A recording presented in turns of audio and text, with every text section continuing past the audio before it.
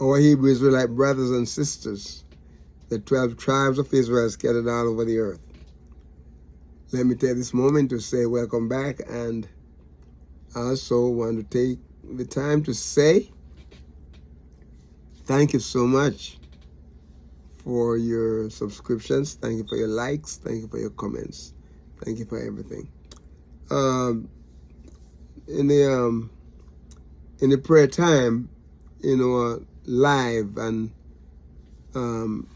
Friday evening, which is Shabbat evening, and then sometime on Shabbat morning, we've been praying for different people, and we pray for Brother David and Sister Naomi in Canada, and Brother David was suffering from some issues and had to go into the hospital, and so had a surgery.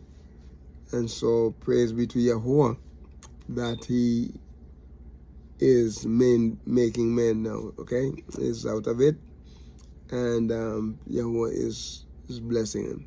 So continue to pray for Brother David and Sister Naomi in Canada. Praise his holy name. Praise his name. My brothers and sisters, when you have good people on your side, people praying for you, you cannot forget them. And you make sure every effort is put in to make sure that they are okay. Yes, so we want to thank Yahuwah for delivering our brother, and we trust that he's going to be fine well. Soon. He's going to be up running again. All right. Now we are in Psalm 44. And we have a few things to say about Psalm 44 before we, launch out into the study from verse 1. And we're going to be talking about, a prayer for protection. That's what this psalm is about, okay?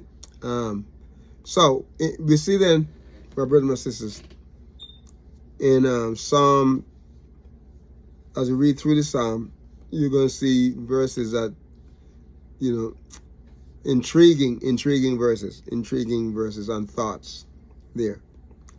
But the psalm relates, the psalmist, the one who writes the psalm, he did not put a title of the person who writes it, but it's a song of, to the son of Korah, and, we're going to go into that a little bit more, but in the title. But it said, the psalmist there, though, he relates the mercies of Yahuwah, and he show to his people how Yahuwah, in ancient times, gave them the victory over the enemy.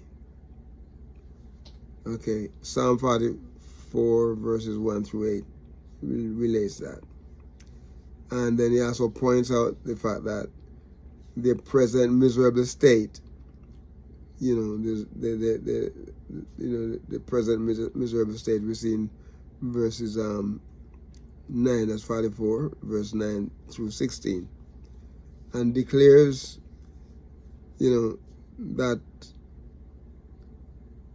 they have not apostatized, and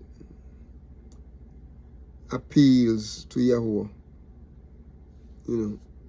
for the truth of his assertion. Okay, they were trying to say, well, Yahuwah asserts certain thing, and they want proof. Can you imagine? Because they believe that they did not apostatize, and so they want Yahuwah to show them proof. But look in verse, in Psalm 44, verses 17 through 22, and it calls upon Yahuwah for deliverance from the enemies. And we see that in Psalm 44, 23 to 26. Okay, so, the title here, though, as we say, is basically the same as in Psalm 42, verses 1 through 11, which see the Syriac, the Syriac says it was a psalm of the son of Korah, which the people of Moses, Moshe, they sung it in Horeb. Okay? And such title are sometimes people would mention and refer to it as fantasies, to which no credit could be attached, you know.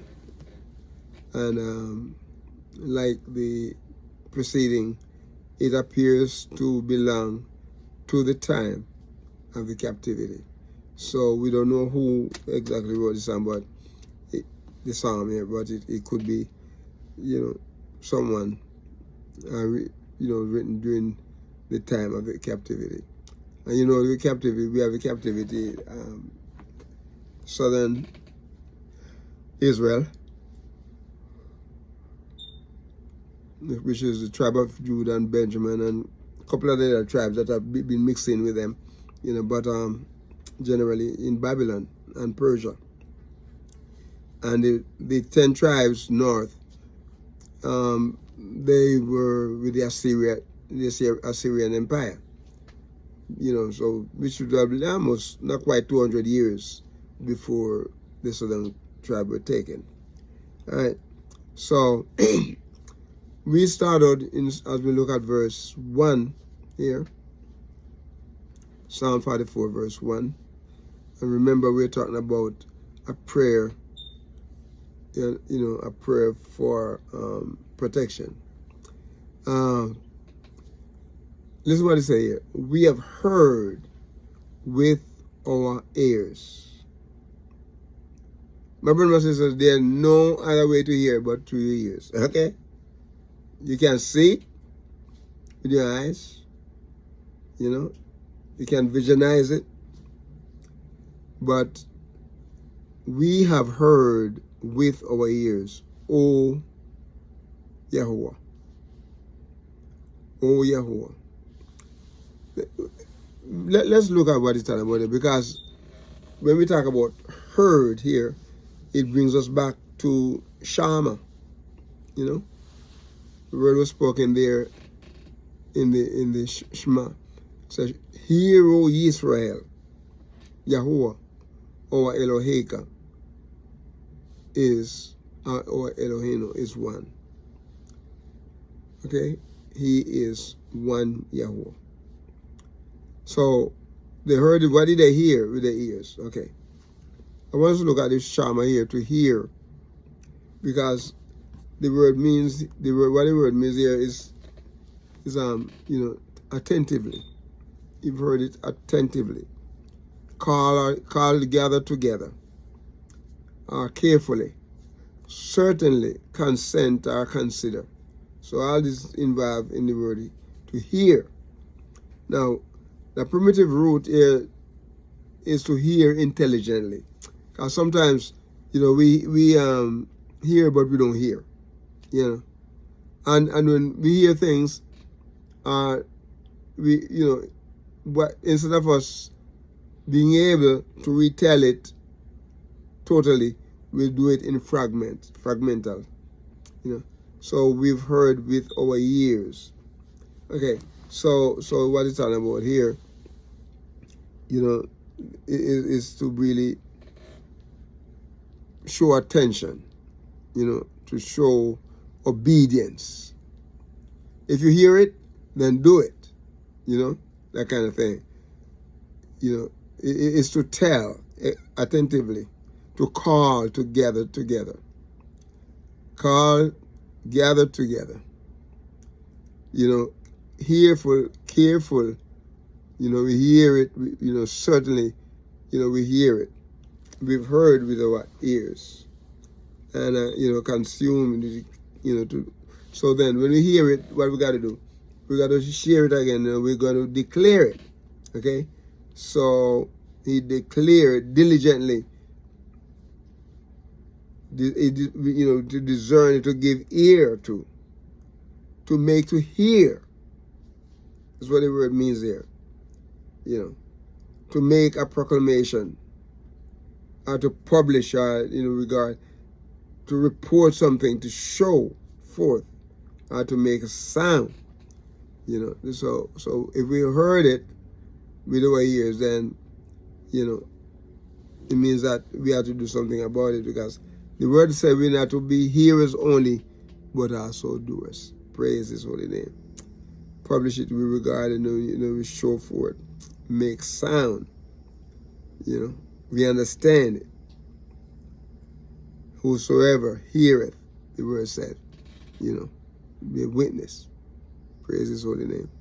He said, we have heard with our ears, O Yahuwah.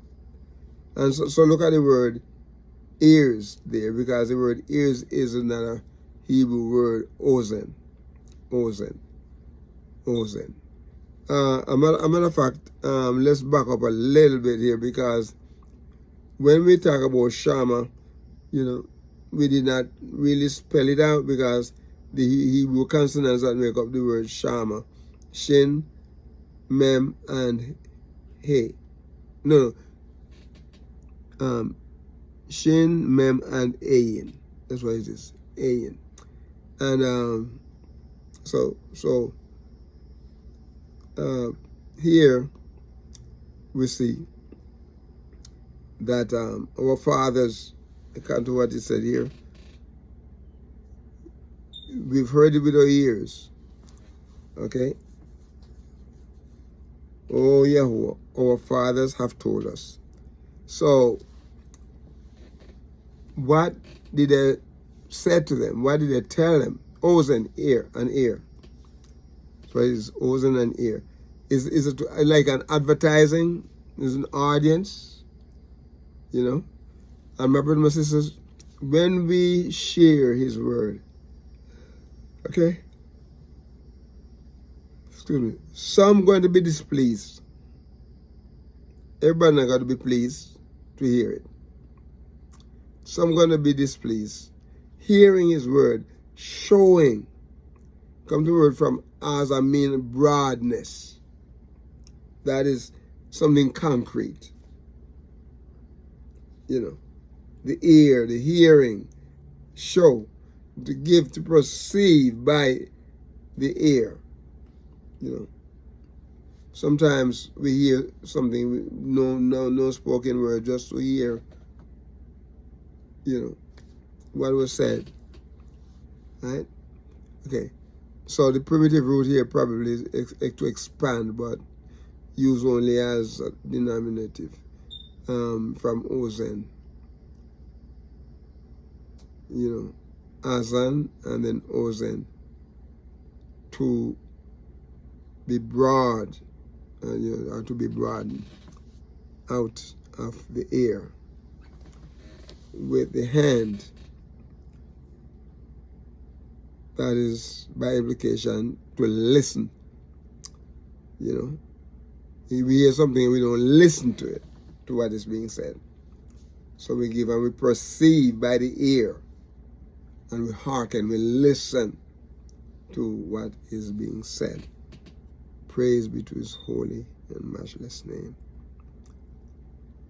I have heard with our ears, O Yahuwah, our fathers have told us what work thou didst done, what work thou didst in their days, in the time of old. Okay, so our father is Ab, or Av. Okay, father means, so after he heard it, did he put it down and say, okay, that's enough? No. They spread it. They spread it, my brothers and my sisters. So here we see our fathers. Our fathers have told us. So this is how they hear it. They may hear a little bit from other people too. But it said, our fathers have told us. So right here, they said they've heard it with their ears, and we cannot just determine that somebody hears something unless they respond. Okay? respond. Then, if you tell someone something, they must respond. Okay? All right. So, the fathers have told us. Ab, the father. Ab, father. Okay? By the definition, the father or nation or, you know. So to the chief or the principal is the father. Is the chief or the principal. When he speaks, everybody in the house sit. You know, sit back and listen. Okay. All right. So the word here though come from a primitive root, father, in a literal and immediate figurative, you know, more kind of possibility. Okay, so the chief are the fatherless, patient, principal, all of these, my brothers and sisters, all of these, praise His holy name. Okay, so this is what he said here. He said, our fathers have told us. There is no excuse. We've been told. We have been told, you know. So our father told us, and the word here is safar, safar, safar, safar, samek, fe, and resh, safar. And so my brothers and sisters, what he said is like to recount something, to recount or to relate something. Okay. And so this is what happened here. Safar. Who was Safar? This is their father. And by definition, it means to count, recount, or to relate. That's what the word really means. Praise His holy name. Safar. You know, in other words, like to commune or to declare number, reckon, scribe, or to show forth, to speak. So the primitive root for the word here is probably to score with a mark as a tally or record. Here by implication is basically, you know, to inscribe and also to enumerate intensively.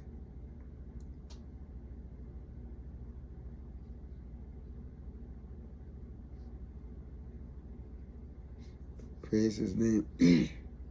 So, here we see then that the word, as we said, the primitive root is to score with a mark and a record, enumerate. And it also have the idea, not the idea, but the connotation of, you know, to celebrate or to commune, you know, to declare, to number, to reckon, or to scribe, and so forth, you know, to speak, or to talk, or to tell, you know. So you reckon it, you say reckon it, you reckon it. Praise His holy name. Praise His name. And so here he said that we have heard with our ears, O Yahuwah.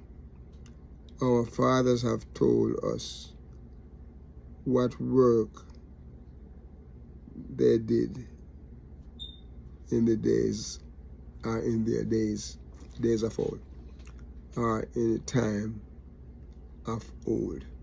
Okay, so Yom is a word here. Yom, you know, dealing with the day, but this day here, my brother and sister, is beyond our imagination.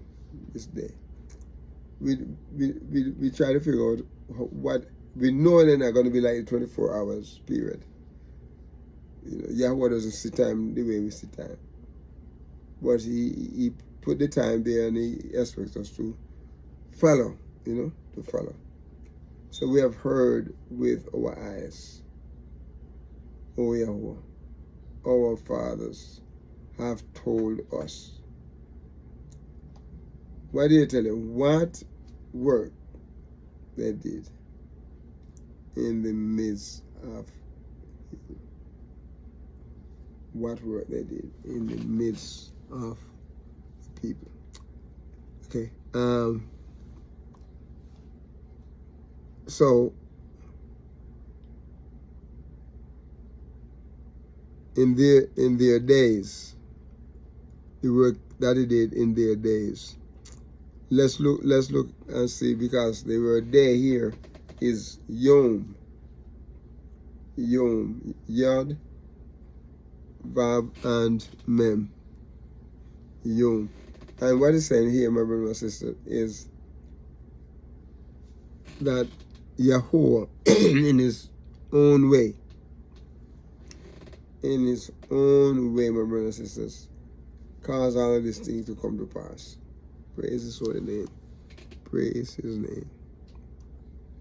And so always, they here bring a connotation of always, you know, continually, daily, birth each day, from from an unused root, meaning to be hot. A day as, like, you know, warm hours, with a literal of, you know, from sunrise to sunset, or from the sunset to the next. You know, it speaks figuratively as a space of time defined by an association term. So, you know, we have age, always, chronicles, continually, continuance, daily, you know. Each, sometimes say each today. Now, today, one day, evening, everlasting, you know, full life, presently, remaineth, required, seasons, since the pace then, process, you know, process of time, or some other time, in trouble, whether as within, you know, a while also. So the word is used in a great variety of application.